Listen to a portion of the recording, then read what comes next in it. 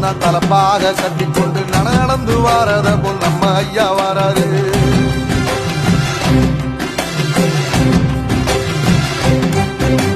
கர்ணன் கொடுத்ததுன்ன சீலக்காரி வந்ததுன்ன ஐயா உசுறு வர அள்ளி அள்ளி தருவாரு. சாதி சாதிக்கு ஒரு சங்கமற்ற நாட்டுக்குள்ள எல்லா சாதிக்கு ஒரு கோயில் போல வராரு. இல்லை என்பதைய இல்லாம செஞ்சவர் தென்பாண்டி கேரளா கருமேற வராரு. ஏயிட்டி எதிர வந்த கண்ணை அமைச்சதில்லை தமிழ பரம்பரைக்கு தன்மானமா வராரு.